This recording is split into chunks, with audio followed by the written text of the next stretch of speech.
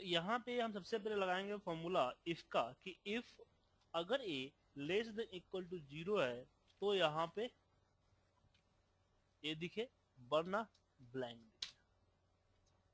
ठीक है, तो ये तो चलो सही है, लेकिन मुझे रिपीट चाहिए ना।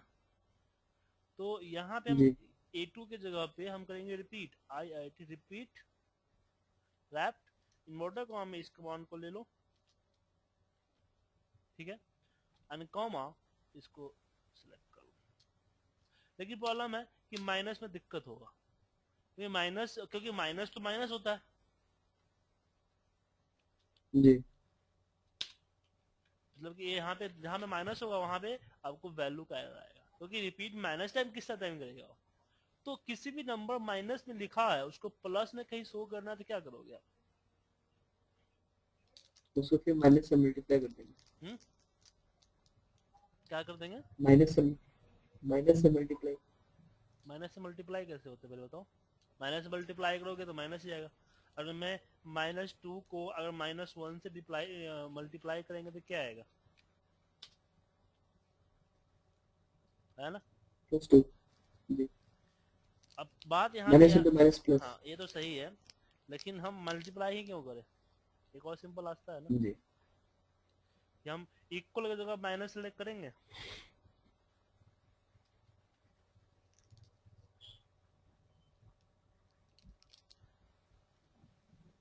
अच्छा, इक्वल टू लेने के बाद वो माइनस कट जाता है सर?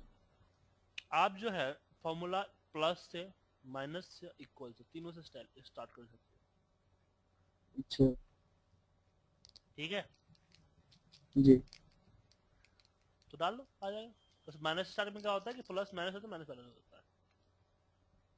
या फिर आपके पास एक वर्कशीट फॉर्मूला भी है ABS, उसका नाम है एब्सोल्यूट वैल्यू। तो इसको यूज करना ज्यादा अच्छा रहेगा। क्यों? अगर प्लस बोला प्लस ही दिखाएगा, प्लस बोला हम माइनस दिखा दिया, अच्छा। इसलिए ABS सही रहेगा। ठीक है ना, जी प्लस प्लस में जाएगा, माइनस प्लस में जाएगा, एब्सोल्यूट वैल्यू। ठीक है, जी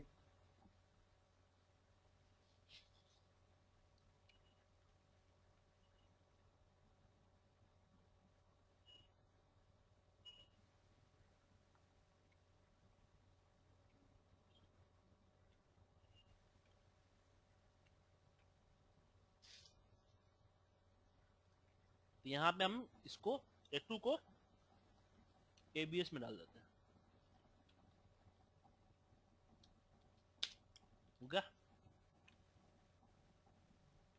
फिर इसमें फिर यहाँ पे लगाते हैं कि इफ अगर ए ग्रेटर देन इक्वल टू 0 हुआ तो इसमें क्या चला, रिपीट। इसको रिपीट करें कितने बार, कितने बार, नहीं तो ब्लैंक कर दे। इसमें ABS लगाने की जरूरत नहीं। ठीक है, अब इसको जी सेलेक्ट करते हैं और यहाँ पे कर देते हैं मैग्नेटिक बोल्ड। इसको सेलेक्ट करते हैं और हम इसको A लगा देते हैं। ठीक है, फिर इसको यहाँ से यहाँ सेलेक्ट करते हैं, इसमें हम डंडा लगा देते हैं। इसमें सेलेक्ट करते हैं, इसमें एक डंडा लगा देते हैं। इसको मर्ज करते हैं, यहाँ पे करते हैं माइनस माइनस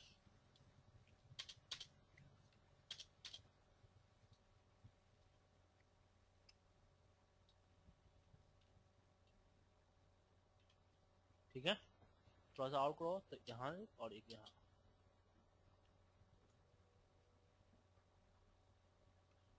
यहाँ फिर एक काम करो कि 0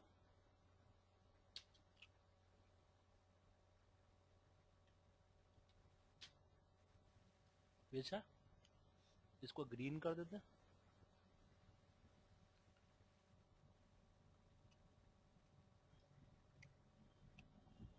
इसको रेड कर देते हैं। और व्यू में जाते हैं, ग्रिड लाइन हटा देते हैं। तो कोई कह सकता है चार्ट नहीं है?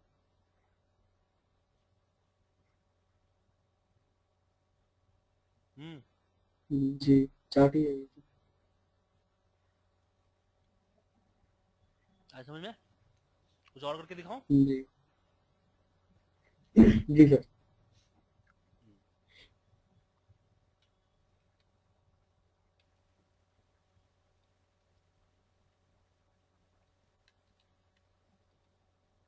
ये नहीं करते, ठीक है। यहाँ पे करते हैं हम रेप्ट। रेप्ट में हमने बोला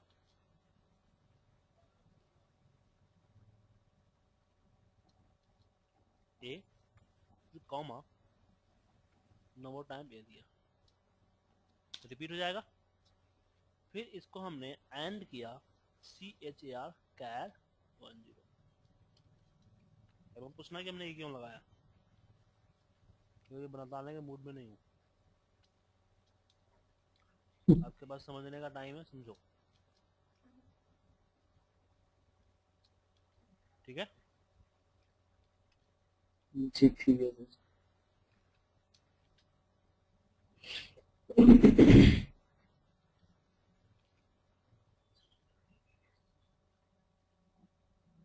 दो ही हुआ अभी, दो हुआ है ना। Copy and paste, sir recording on है सर इसका? हाँ C2 हो जाएगा। फिर यहाँ पे एन लगाइए, फिर पेस्ट कीजिए, C2 की जगह यहाँ पे जगह। अब इस पे मैं बिटनेटिक बोल्ड, एक सेकंड दीजिए, अंग्रेज का फोन आ रहा है US से। हेलो, यहाँ पे देखिए। अब इसमें क्या है कि जैसे मैं इसको रैप करूंगा, रैप करने जी के बाद इसको मैं करूंगा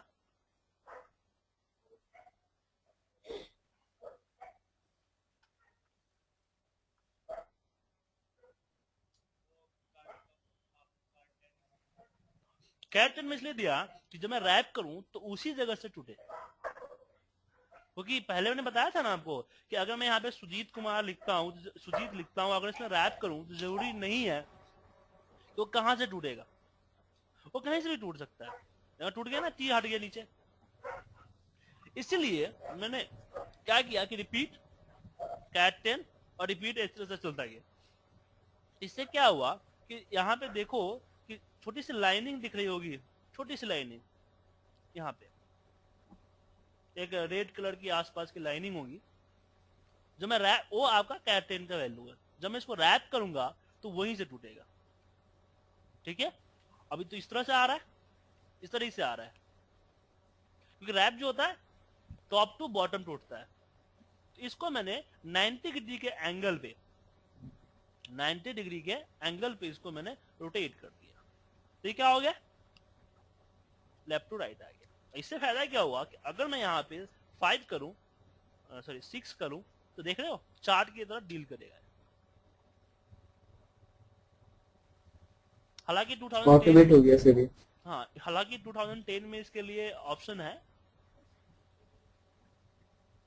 ठीक है, लेकिन 2007 3 में तुम इस तरह से बना सकते हो, तो इसको कॉल भी कर सकते हो बिल लुकअप से वगैरह से, ठीक है। जी मान लो कहते बहुत सारा डेटा है, बहुत सारा डेटा है, तो उसको हर किसी के लिए चार्ट तो नहीं बना सकते तुम, तो ऐसे बना के डाल दो सिस्टम, वो अपना देखता रहेगा, यहाँ पे चार्ट देखता रहेगा भाई कौन बड़ा है कौन छोटा है, कौन बड़ा है कौन छोटा है। इसको कहीं कॉल भी कर सकते हो, ठीक है। जी मान लो कि यहाँ पे और इससे पहले डिटेल हुआ, नाम नंबर हो गया, तो यहाँ पे आप अपना, वो यहाँ पे अपना नाम 20 डालेगा, उसका पूरा डिटेल आ जाएगा और उसकी सेल्स की यहाँ पे आ जाएगी। मैंने इसका यूज किया था अटेंडेंस में, अटेंडेंस में मतलब कि इससे आगे कुछ चीजें डेटा होगी ना, जैसे मैंने बनाया था कि कोई अपना परफॉर्मेंस, मैंने बनाया था परफॉर्मेंस रिपोर्ट। बेसिकली क्या हुआ था कि 2000 7 में पंखा खड़ा हो गया था हमारे ऑफिस में अप्रेजल के लेके। तो हमने बॉस से बात की, बोला कि अप्रेजल का सिस्टम डिजाइन करो। मैनेजर जिसको बोला कि 5,000 बढ़ा दो, 10,000 बढ़ा दो, अपने मन से मैनेजर सीसी सैलरी बढ़ा देता था। बंदों ने बड़ा पंखा खड़ा कर दिया। बीपी ने मुझसे पूछा, सुजीत को ये है भी एनी आइडिया, क्योंकि कुछ भी नया आइडिया होता था मुझसे मांगते थे वो लोग इस सिस्टम के बारे में। तो मैंने बोला कि सर एक आइडिया तो है, लेकिन आप उसको फॉलो करो, बताओ, थोड़ी सी मेहनत होगी। तो ठीक है, मैंने बताया कि अप्रेजल का परसेंटेज डिजाइन करो।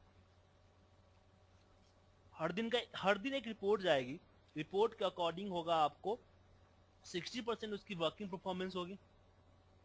मैनेजर के लिए मैनेजर को मैं 20% ही मैनेजर को देना चाहता हूँ, 10% में एचआर को देना चाहता हूँ, और 10% में एडमिन को देना चाहता हूँ। मतलब कि मैक्सिमम 60% जो है अप्रेजल पॉइंट्स जो है आपका, आपकी वर्किंग परफॉर्मेंस डेली के काम से आएगा। 20% मैनेजर देगा, और ये मैनेजर लास्ट में नहीं देगा, एवरी डे देगा, एवरी डे। और फिर मैंने बोला 10% उसका देगा एचआर, जैसे कि किसी वार्निंग लेटर इशू तो नहीं हुआ है, अटेंडेंस सही रहता है कि नहीं रहता है, बिहेवियर कैसा है, कोई कंप्लेन तो नहीं आए।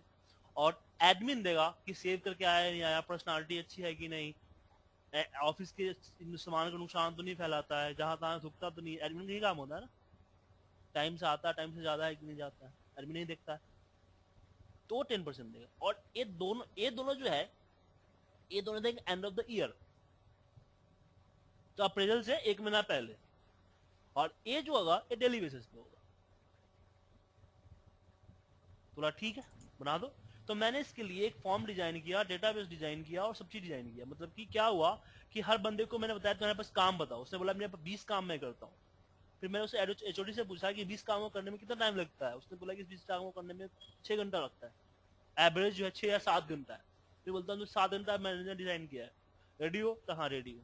अब 7 घंटा उसको कितना देर में काम किया, उसके हिसाब से उसका डेली निकलता है कि 100% वर्क दिया, 100% मैंने वर्क दिया, 100% में चलो कि इसने काम जो है 90% का किया है, तो आज का 90% जुड़ जाएगा। ऐसे पूरा 365 दिन का चलेगा, 365 दिन का एवरेज परसेंटेज निकल जाएगा, वो परसेंटेज कैलकुलेट हो जाएगी 60% में।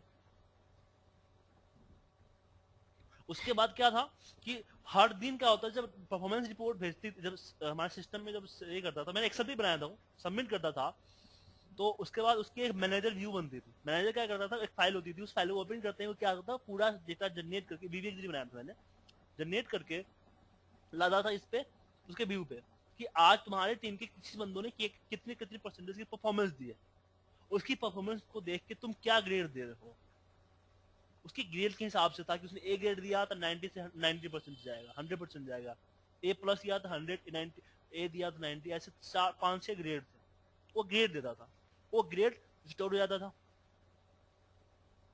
ठीक है, उसके बाद क्या था, 80% कैलकुलेट ऑटोमेटिक हो रहा है। And the year end of the year में क्या किया, उसका पूरा समरी बना के भेज दिया इसको मैंने, एचआर को।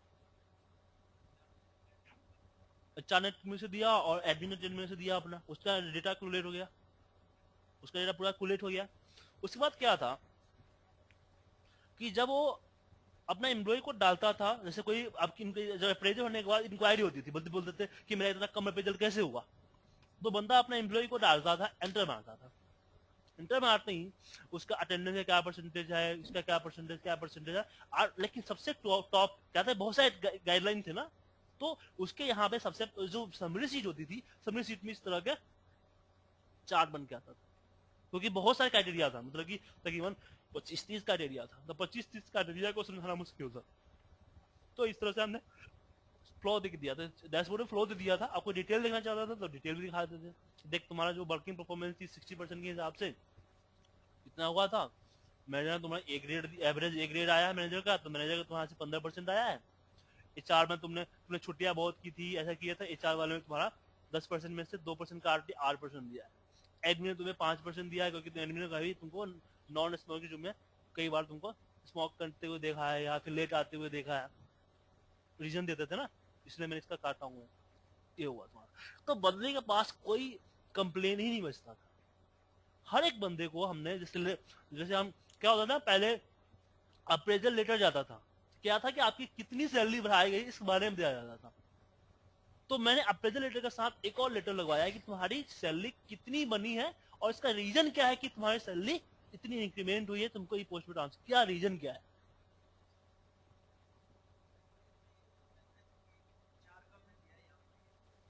हम्म, हाँ,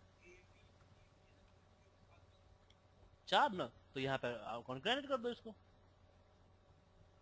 इससे पहले।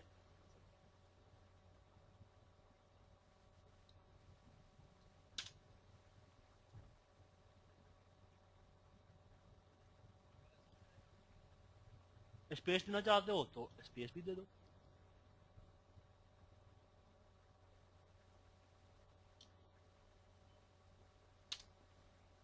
लेकिन स्पेस में तो दिक्कत हो जाता है ना, इसे स्पेस देना नहीं है, एन लगा स्पेस देना पड़ेगा। ठीक है, ये समझ में आया ना, कोई डाउट तो नहीं इसमें ना। इसको बोलते हैं मीनिंगफुल एग्जाम्पल, समझे। तो आपको मैंने 2 एग्जाम्पल बताया, एक एग्जाम्पल ये बताया, और इसका यूज क्यों करोगे, इसका यूज तुम चार्ट के जरिए भी कर सकते हैं। बेसिकली इसके बाद हमारे आपको बताया था ना, हमारे पास ये था पाई चार्ट। पाई चार्ट में थोड़ा सा अजीब सा बनता है, और दूसरी प्रॉब्लम क्या होती है कि पाई चार्ट का साइज बड़ा हो जाता है, फिर अपने मन मुताबिक में फॉर्मेटिंग नहीं कर पाते हैं, इसको कहीं पे रोक नहीं पाते हैं, कॉल नहीं कर पाते, मुझे कॉल करना हुआ तो इसको कॉल नहीं कर पाएंगे, तो ये एज ऑब्जेक्ट है, इसको हम कहीं भी कॉल कर सकते हैं, इसलिए हम इसका यूज करते हैं।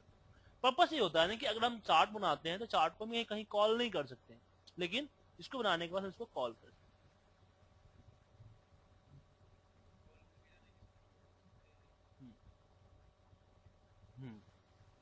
वैसे मान लो ना कि यहाँ पे और भी कुछ होता, तो मिस्टर ए का 85, मिस्टर सी का 25 का क्या कंपेयरिंग है, तो हम इसको एक के नीचे कॉल कर सकते थे, इसको बिलो लगा के। ठीक है, तो इजिली इस तरह से एनालिसिस बन सकती है हमारी। ठीक। हम्म? और भी इस तरह से एग्जाम्पल्स हैं, आप सोचो, 2 बता दिए ना मैंने आपको। गूगल आपके पास जिंदाबाद है, गूगल पे जाओ, सर्च मारो।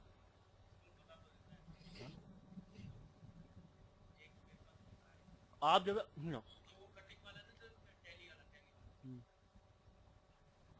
ये यहाँ पे देखो इन्होंने क्या लगाया, देखो क्या था। मोड थोड़ा क्या होता है पता क्या करता है, मोड का फॉर्मूला काम होता है रिमाइंडर निकालना, शेषफल, शेषफल। जैसे कि अगर 12 को हम 5 से डिवाइड करेंगे तो शेषफल 2 आएगा, आएगा ना, तो उसको मोड वही काम करता है। इन्होंने क्या किया कि इन्होंने 5 का दिया है, तो 5 यहाँ लगी, यहाँ पे बोला है कि भाई 5 से डिवाइड किया तो जितना 5 आता है, जैसे 19 है तो 19 को 5 से डिवाइड किया तो 2 आया, तो इसने 8 10 जो है ये लगा दिया। क्या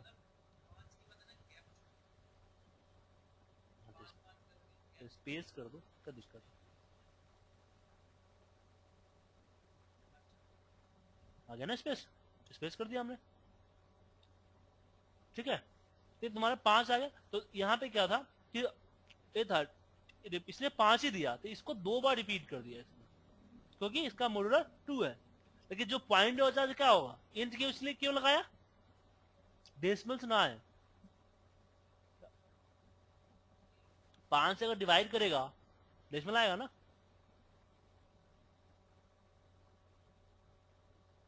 अगर हम 12 को 5 से डिवाइड करेंगे तो डेसिमल नहीं आएगा, रिपीट में डेसिमल थोड़ी होगा। अच्छा, रिपीट में इंट लगाने की जरूरत नहीं है सर, जैसे मान लो कि 12 है, अब 12, अभी इसको मुझे इसको करना है रिपीट, मुझे 12 को 5 से डिवाइड करने के लिए, तो मैं जब रेप्ट करूंगा तो इसको 12 डिवाइड बाई 5 कर दे, 2 बार आया ना, तो इसमें इंट लगाने की जरूरत नहीं थी। नहीं ऐसी जरूरत नहीं है, नहीं ऐसी जरूरत नहीं है। ये आया ना 2.4, तो 2 ही चाहिए ना इसको, इसलिए इसने यहाँ पे इंट लगाया ताकि इंट से 4 हट जाएगा, सिर्फ 2 बचे, क्योंकि रिपीट में से लगाने की जरूरत नहीं होती। तो वो एक को आधा करके नहीं दिखाएगा, ठीक है। तो यहाँ पे इसे इंट लगाया। फिर इसने बताया कि यहाँ पे कितने 5 है ना, अगर हम 5 को डिवाइड करते हैं, जैसे यहाँ पे 19 है, तो 5 से जो हम डिवाइड करते हैं, तो 5 से डिवाइड के बाद कितना नंबर बचता है वो मोड बताएगा। उतना बार इसने एक पाई को चला दिया। पहले इसने क्या किया, पहले इसने इसको 19 को 5 से डिवाइड किया, कितना होता, 3 हुआ, 3 हुआ ना, 3 हुआ, तो 3 को 3 बार इस टी को चला दिया इसने। उसके बाद इसने बताया कि इसका कंबाइन किया मोड, ठीक है, कि अगर हम 19 को 5 से डिवाइड करते हैं तो इससे पर कितना बचता है, 4 बचता है। तो मोड जो क्या रिटर्न करेगा, इस रिपीट को 4 रिटर्न करेगा, तो इसको 4 बार चला देगा। यहाँ पे क्या था कि इसने मोड एक भी रिटर्न नहीं कर रहा है, इसलिए कुछ नहीं चला, ब्लैंक आया। क्योंकि अगर हम रिपीट के अंदर में 0 कर दें, यहाँ पे मान लीजिए कि यहाँ पे 0 कर देता हूं, तो ब्लैंक आएगा, ठीक है ना। इसके ऊपर ब्लैंक आ गया और नीचे आ गया।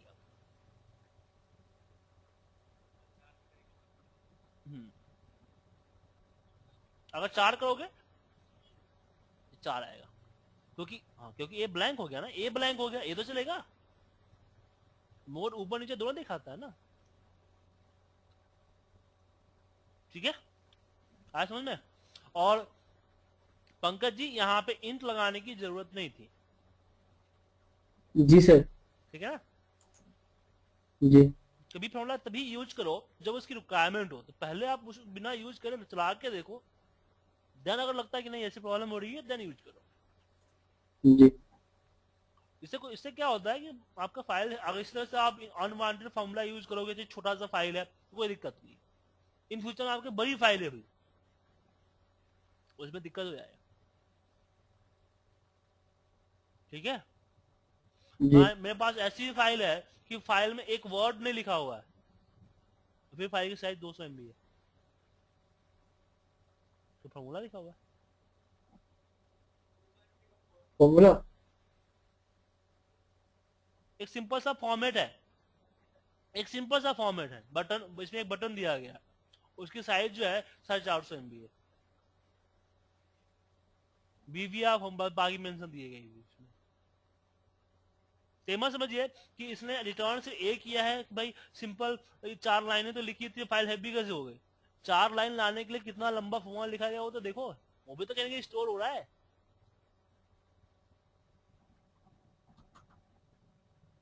ठीक है ना। जी इसलिए